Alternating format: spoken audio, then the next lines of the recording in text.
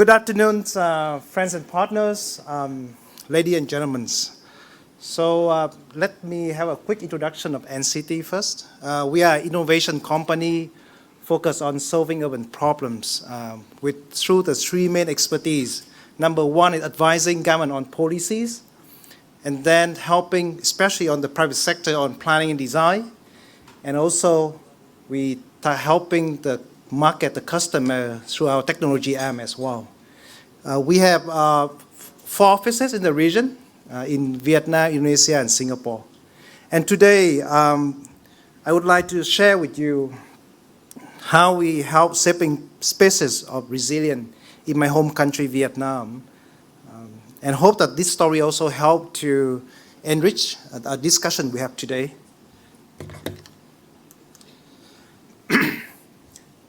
Now, I think that we are all becoming more aware of uncertainties, such as natural and biological events like the recent pandemic, COVID-19, or political initiated events like the war in Ukraine that caused a global logistic value chain disruption, right? Or quickly materializing climate change, which is happening in many countries around the world. And the recent pandemic have affected socio-economic activity in cities globally. And we knew that we wasn't prepared to handle this. Political events, in most recent one being the one in Ukraine, affect our production supply. And we see the effect this very clear in Singapore, especially those who love chicken rice like myself, or who commuting every day using their car. The third, perhaps the one that seems most elusive, but it actually already happening, is climate change. And the story I share with you later on is a province in Vietnam. And if you go to that province, climate change is reality. It's not a theory. But when you're talking about resilience, it's not just about the future, but it's a journey to get to that future. And I lay out here 4 states of resilience that I think important for us to all aware. First, protection, integration, adaptation, and preparedness. And I would like to start first with protection. Well, when we face challenges, we have no choice but start to do fundamental actions to protect ourselves. As simple as when the COVID hit the world, many countries like Singapore had to seal off their border. When sea level rise happened in Jakarta and Ho Chi Minh City, we have to build a dike, right? And the reason I have to highlight this because when we deal with a lot of, especially consultants from other parts of the world, like for example, I'm just recently worked with a consulting firm from the Netherlands, and they come to Vietnam to talking a lot about nature-based solution. And I had to really remind them that unfortunately, Ho Chi Minh City have the rainfall at 10 times than Rotterdam, and we don't have the same kind of infrastructure. So the nature-based solution, which is great, and we don't definitely do that, will not provide immediate impact. And so we have to really meet the fundamental requirement first, right? So don't forget that. And then into integrations, and that's what we usually do as a planner and designer. We realize that no matter what kind of challenges we're facing, the solution always by combining, integrating different resources, different solutions. There's no one way. There's no one team. There's no one disciplinary. There's no one country, right? From the small thing as land use. Now, when the COVID hit many factories in China or Vietnam or Malaysia, you see that people start to have what is saying in Vietnam, street together. Live, eat, sleep in the factories, that integration. But then looking over to the future, in Vietnam, they start design industry park that having housing for workers and more amenities so that they can seal off the production within a precinct and not worry about the disruption. And that model become the future workplace because it's not just about dealing with cases like COVID, but also actually that help to create an induced environment for innovation. So actually our recent work on the future workplace being used by URA at the example about in their long-term plan and how we can combine housing, R&D, training, manufacturing, all together in one small place. But then we know that we are, no matter how much we try, as a human being, we are still a small fragment compared to nature, right? So we have to fit in and adapt to the situation that we have. As similar as when you have a COVID, we start to wear masks and maintain social distancing. That's how we adapt in new situation. The same we have to deal with the extreme storm and sea level rise. We start to live on the water, right? For example, you see a floating village in the Netherlands, as an example. Or as simple as if you go to many coastal provinces in Vietnam or many other poor country, actually people have to accept that they don't have fresh water, right? And lastly, there's no solution is perfect, and there's no protection is perfect. So there's always a case that the system fail, and that's why when we design for a system, we have to prepare it to be fail, and make sure that even when it happens, the impact on the livelihood, on the communities, to our world is minimum. For example, we make sure that when the country, a city is flooded, we still can use our highway for evacuation. Or as much as we prepare enough health medical equipments to kill for people who got COVID while we don't have the vaccine. Right? So that are the 4 important steps. Now today, given the time I have and also our expertise is more dealing with integration and adaptation. I have 3 examples from Vietnam on the small scale at the district level, that how we design one of the latest industry park in Vietnam. And the second, we go to the city scale at the site, 22,000 hectares. It's an upcoming city in Vietnam, dealing with both COVID, innovation, and climate change. And lastly, we go into even the regional scale. It's a province in Mekong Delta, one of the poorest provinces there, and they really struggle with climate change. So how we can help them to strive given the challenges that they face. Let me start my story with Bình Dương province. This is one of the most successful provinces in Vietnam. Many of you, especially in Singapore, may heard of this province because they have a VSIP, Vietnam Singapore Industry Park, one of the most successful model in Vietnam. And we've been working with them in many projects. And most of the latest VSIP park are designed by enCity. So for Bình Dương, now it becomes the place from the agriculture economy. Now it becomes the industrialized province with the highest income per worker in Vietnam. But they not get there overnight, right? It's a long journey. They start first with industry cluster, a small scale industry park, and then upgrade into a more modern, larger scale. And then they realize that it actually doesn't work with a monofunction production hub. So they start to do what we are now seeing as a good model in the COVID situation by integrating housing and amenities inside the industry park so they can provide affordable housing for workers and minimize the commuting trip every day to work, right? And further, to upgrade their economy, jump to the next level of value chain, they start to looking at technology and science park where they can have training, education, amenities within a production hub. So this one, the most latest project that we just completed for them.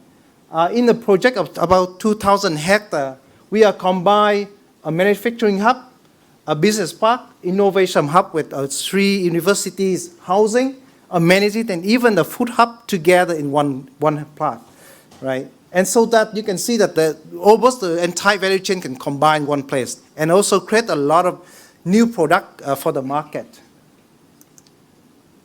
And also we make sure that, because we know that the market and technology change so quickly, so whatever we put down as a plan must be able to adapt to new changes. So that from the layout, make sure that it adapts to different size of factory, different demand in terms of land supply, to even the type of building, we make sure it can accommodate different functions, right? And that even now being a model that Singapore are looking into right now.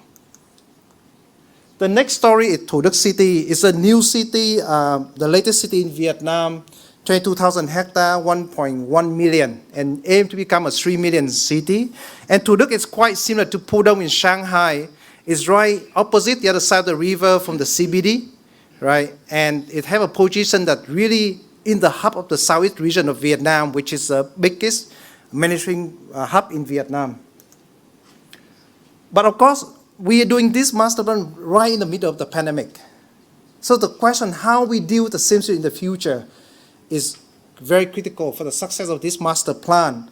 So one of the strategies that we create 10 urban hubs in the city, and each of them must really incorporate a lot of different functions, so that if they need to lock down or isolate an area, people will still maintain their daily activities, as well as production. I give you two examples. To the top right is an high-tech industry park that produces 17 billion US dollars every year in terms of production value.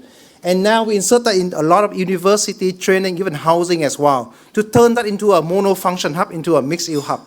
Another example is a future sport hub right in the city center here. So we transform from a mono-function as a sport hub, which usually we call a white elephant in the room because it's a concrete structure, barely used, costs so much money, and not so desirable as a place. So we now turn that into a medical wellness hub with office, commercial function, and even medical research capability as well. So that being more useful for the cities, especially dealing with the new demand for medical services. And also, this is a city that really in the lowland. 55% of this city will be underwater by 2050 if we do nothing. So of course, besides building dikes, we also have to think about a risk that when the extreme event, extreme storm, happen within the dike protected area. So that a lot of lakes and ponds and rivers are being used as water retention ponds. An example here is all the circle red dot area, open space within the city will be used to store storm water during the emergency. Right. And of course, we have to deal with there's again this system is perfect. So there's area that cannot be protected. We cannot protect all the area. So we design for floating city, but at the same time we also encourage population grow in the area that is very safe and the high ground. Like this one example that this project I hopefully will be launched next year, and really one of the most exciting new urban development in the city on one of the highest point in the city. And my last sharing will be on Ben Tre province. This is a photo that's seeing the northern part of the province. And if you come to this place or you come to any province in Mekong Delta, it's extremely flat, surrounded by water, and land here is unstable swampland and divided by big rivers. So, and that's why it makes the area very poor, because it's very hard to connect the place to the larger market. And the cost for infrastructure is very high. And be given that topography, if you look at this projection, by 2045, 40% of land will be flooded. And another issue which has happened today is the saltwater intrusion. It can go up to by 10 meters into inland, and that causes a disruption to the entire water supply system, which is affect your daily life, daily living, right? And that's actually the photo from the province. When you have less freshwater from upstream because of the hydro dam built in Laos and China, and then you have sea level rise. That's what you got, right? Drought caused by saltwater intrusion. And they destroy all the crops. Well, given the big challenge and the small budget, what do we do? Integration. So we integrate the two things that are most critical for the province. Number one is connectivity, and number two is coastal defense system. So we build road as also dike to prevent the sea level to flood the area, and even many of the red dot here are the water gate. So they can really close the river when the sea level is going so high, so that they can protect all the freshwater source inside, so turn the entire river system into a reservoir, like what you see in Singapore, exactly like Marina Barrage, right? But at the same time, really solving the connection problem for the province, and turn that into a province that we hope will be very well connected to the bigger market. Another solution, but very important, that we do here, that we reinvent the land use system. Now, the land use in Vietnam for many years, and like many other countries, is function.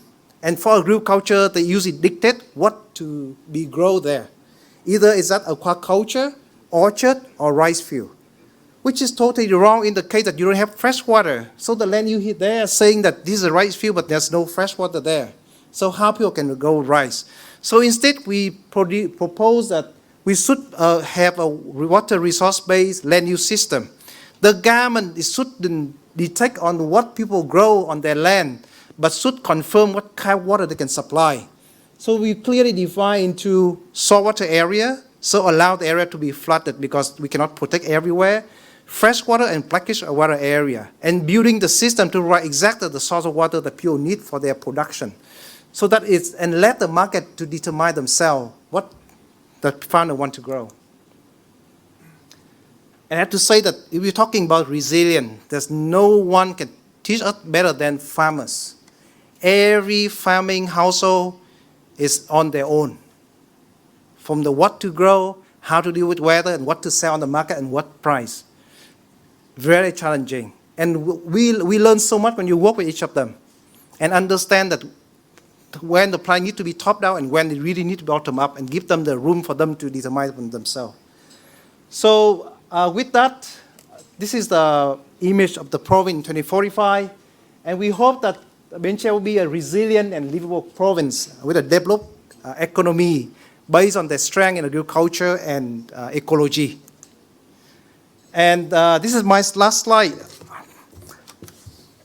You all heard my 3 stories in Vietnam that we share with you, and how we help to create places of resilience in the country. But there's a lot more to share. And please go to our website, which is brand new, we just launched today, where we have a lot of more story to share with you. And hope through this website you can also keep in touch with us and share your story as well. And so we can find ground for collaboration. Thank you so much.